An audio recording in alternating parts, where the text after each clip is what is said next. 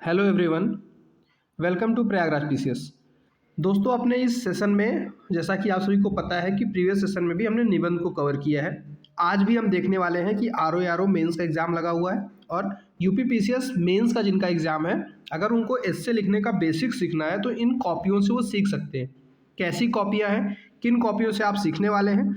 तो ये निबंध लिखना सीखने की सीरीज है, टॉपर कॉपी से हम सीख रहे हैं। अमित कुमार सर की ये कॉपी है, जिन्होंने 2023 में डिप्टी एसपी के पोस्ट पे सिलेक्शन लिया हुआ है। तो आइए इनकी कॉपी से हम बेसिक चीज़ें सीखते हैं जो आप अपने एस्से में यूज़ कर सकते हैं। ये उनके हिंदी एस्से की कॉपी है और सर को 150 में 87 मार्क्स मिले हैं। इनके टेस्ट सीरीज की कॉपी है। ठीक है, तो आइए शुरू करते हैं।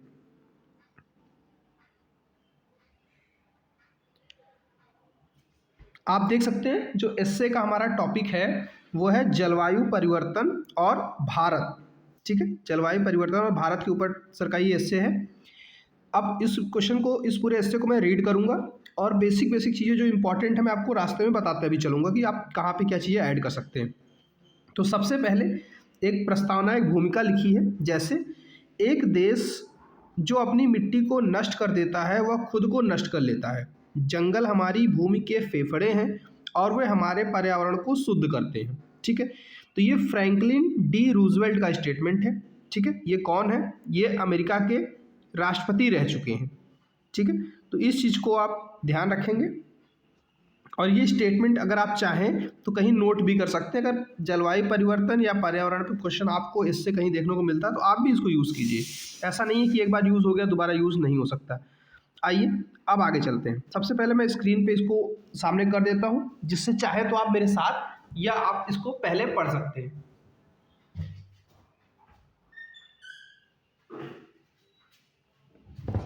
तो चलिए शुरू करते हैं। आई होप आपने पढ़ लिया होगा। जलवायु परिवर्तन वायुमंडलीय दशाओं, मौसमी घटकों जैसे ताप, दाब, आर्द्रता व वर्षा आदि में होने वाले दीर्घकालिक बदलाव को कहते हैं। यह बदलाव सामान्यतः प्राकृतिक कारकों जैसे सौर विकिरण, प्लेट विवर्तनिकी, ज्वालामुखी उद्गार तथा पृथ्वी के अक्ष या परिक्रमण में होने वाले बदलावों से उत्पन्न होता है। चूंकि परिवर्तन प्रकृति के शाश्वत नियम है, क्योंकि परिवर्तन प्रकृति का शाश्वत नियम है, इसलिए प्राकृतिक कारकों द्वारा होने वाला बदलाव विनाशकारी नहीं होता है।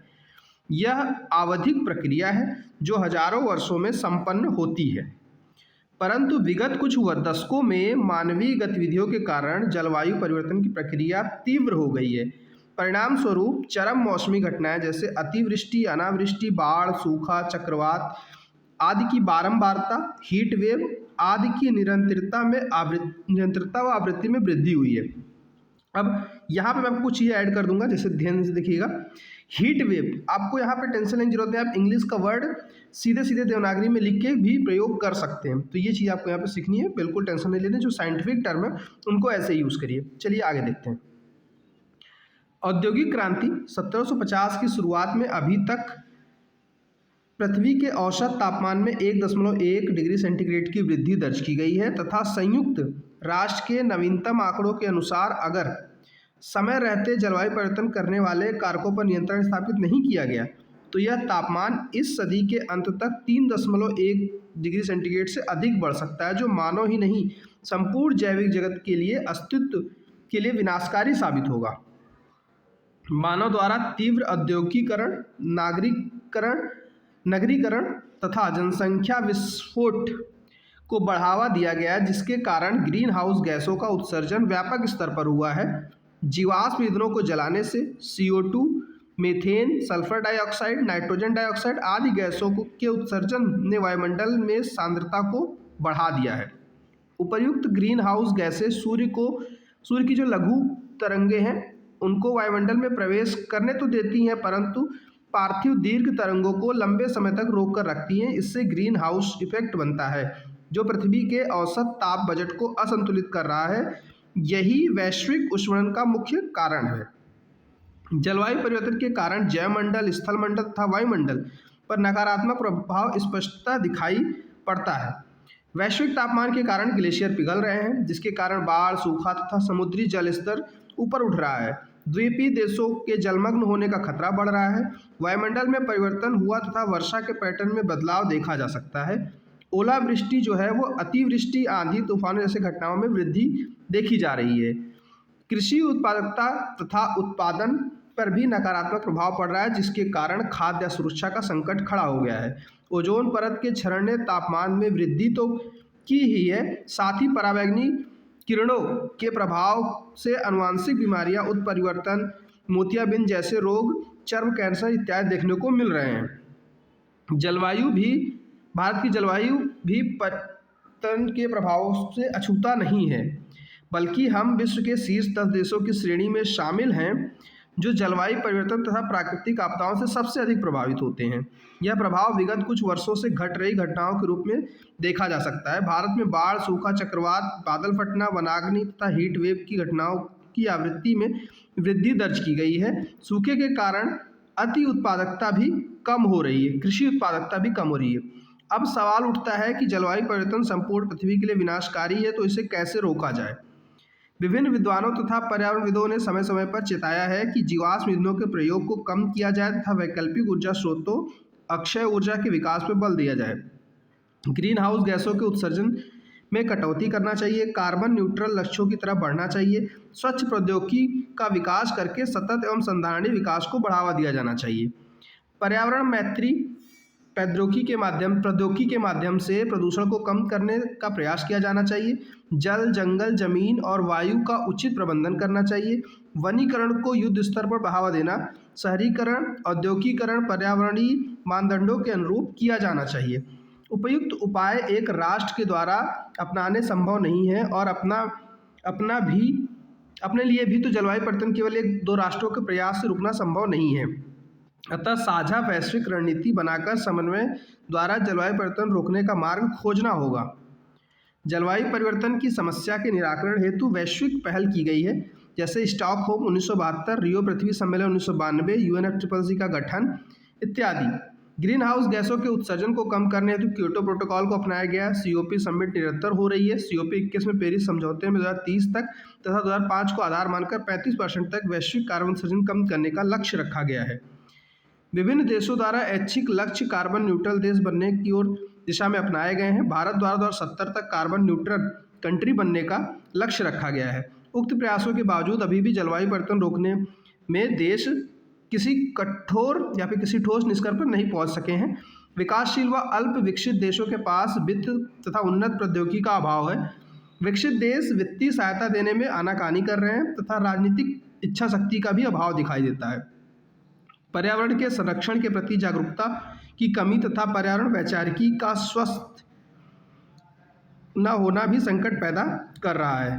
अतः पर्यावरण वैचारिकी व वैचारिक प्रदूषण को भी मानव दिमाग से निकालना होगा। शुरुआत से स्कूल पाठ्यक्रम में पर्यावरण शिक्षा अनिवार्य की जाए। मनुष्य और प्रकृति के मध्य टूटे रिश्तों को पुनर्बहाल करने का प्रयास किया जाए।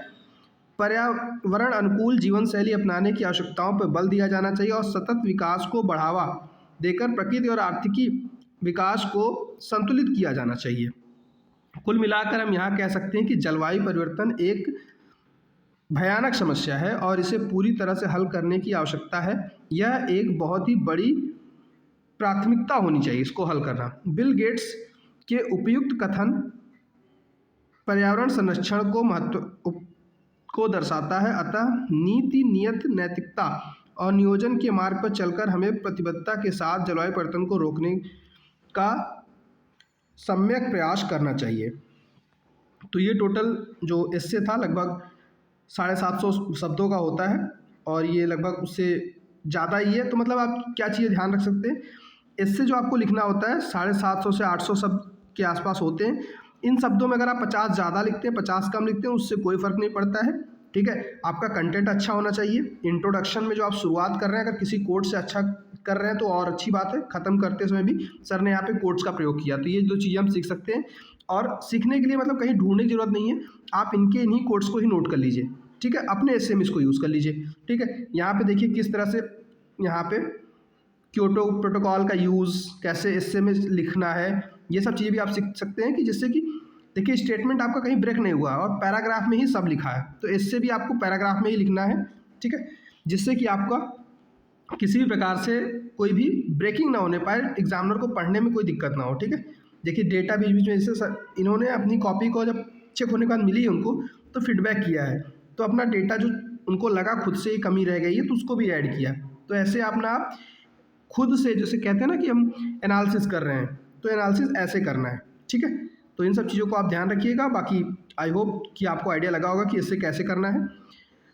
इन्हीं सर के इस कॉपी में 3 एस्से हैं, एक एस्से मैंने अभी पढ़ा है, ऐसे करके नेक्स्ट पार्ट्स में सेकंड और थर्ड एस्से भी आपको मैं पढ़ के दिखा दूंगा, जिससे कि आपको बेटर आइडिया लगे और इस एस्से चैनल से आपको हमेशा फ़ायदा होता रहे, मेरा ये पर्पज़ है। तो ऐसी वीडियोज़ के लिए चैनल को सब्सक्राइब कर लीजिएगा और अपना फीडबैक अगर आप कुछ और चाहते हैं तो कमेंट सेक्शन में ज़रूर बताइएगा। ये PDF हम टेलीग्राम चैनल पर डाल दे रहे हैं, जिससे कि आप पढ़ना चाहें तो वहाँ से टेलीग्राम चैनल पर जुड़ जाइए और इस PDF को वहाँ से डाउनलोड करके आप इसको पढ़ सकते हैं। तो ये जो सेकंड एस्से हम अब अगले वीडियो में देखेंगे वो है उन्नत प्रौद्योगिकी से कृषि क्षेत्र में आमूलचूल परिवर्तन संभव है। ये हमारा टॉपिक था, इसके ऊपर इन्हीं अरुण सर का ही ये निबंध है। देखिए वो जॉर्ज वाशिंगटन के कोट से सर ने यहाँ पे शुरुआत किया है और पूरी चीज़ों को यहाँ पे ब्लैक पेन का भी यूज़ किया है और अच्छे से समझाया हुआ है। मेन एग्जाम में एस्से के पेपर में एटलीस्ट समय की दिक्कत नहीं पड़ती है, तो आप चाहें तो ब्लू ब्लैक पेन का बेहतरीन यूज़ कर सकते हैं और पैराग्राफ में सारी चीज़ें जैसा कि आप देख रहे हैं सर ने लिखा है लिख सकते हैं। और थर्ड एस्से भी ओलंपिक के ऊपर था कि भारत की केवल 50 पदक आए हैं तो इसकी दिशा में क्या क्या काम करने की आवश्यकता है। और ये देखिए बीच बीच में इन्होंने जो हमारी सामाजिक कहावत है उन सब चीज़ों का प्रयोग करते हुए एस्से को बहुत ही इफेक्टिव बनाया हुआ है।